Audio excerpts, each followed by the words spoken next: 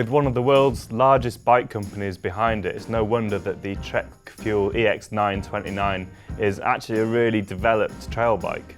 It's aluminium front and back, but don't let that fool you into thinking it's quite a simple frame, as Trek have managed to pack in loads of little bits of tech into the bike. First off, we've got this new boost standard, so the 110mm wide front axle and the 148 at the back. This gives extra stiffness to the wheels and to the whole package.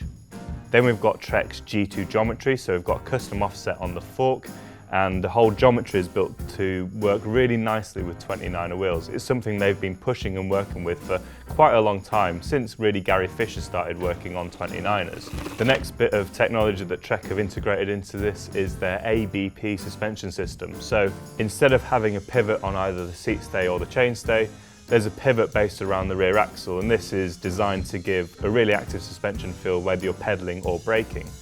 Add into this their reactive shock technology, and you have a back end that's incredibly proficient in all types of trail situations. So Trek's custom reactive damping system is one that they've developed, and they say that it gives you a really stable pedaling platform while also giving you incredible downhill performance. And you never really notice the switch between the two. Trek have also got the MinnoLink adjustable geometry, which slackens the head angle by ½ a degree and drops the BB by 10mm. So up front we've got 130mm of suspension from the Fox with that custom G2 offset. Then we've got a full set of SRAM X1 gears. It's an 11-speed setup with a 32-tooth ring. Bontrager is Trek's in-house component brand, and obviously a lot of the finishing kit, save for the Reverb Stealth dropper post, comes from there. What we've also got is the Bontrager XR3 tyres, and these are real nice, fast-rolling, good performers. These are mounted onto SRAM Rome 30 wheels, which are perhaps a little bit flexible. Finally, we've got the excellent Shimano XT brakes. So I'm going to pass over to Guy Kesteven, who's going to tell you a little bit more about how the bike rides. If we had to pick a bike that probably surprised us coming into this test, it was the Trek.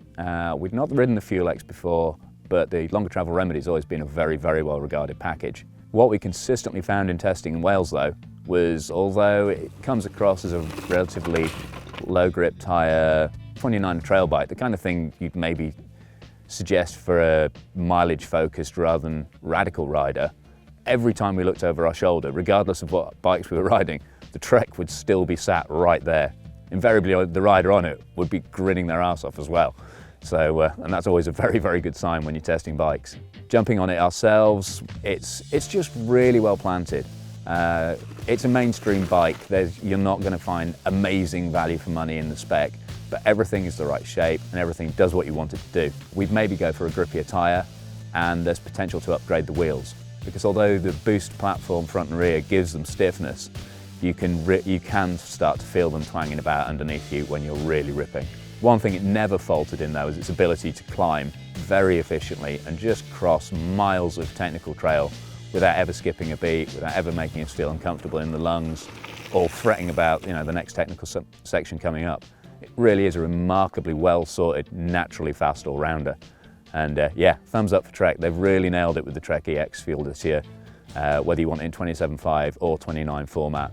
Whether you want to go into depth on the digressive compression damping curves that Penske have set up in the reactive shock on the back is up to you, but we'll leave that for internet trawling. What we can say is it just creates a really, really well balanced, full spectrum, consistent suspension performance, whether you're slapping it into big rocks out here in Pay or you're skimming it over the moors on a night ride in Yorkshire. And we've done both on the Trek and we've absolutely loved it in every situation.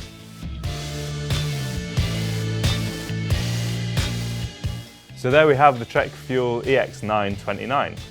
For an alloy bike, it's actually pretty light, and for a bigger brand, it's well spec'd too. It's keen, it's poised, and it's agile, and it was one of our favourite bikes on the test days. So we're covering 12 of our favourite Trail Bike of the Year bikes in this video series. But if you really want to know what the winner is straight away, then you can go and purchase What Mountain Bike issue 186. It's on sale now, and you can find links for Android and iOS in the description below.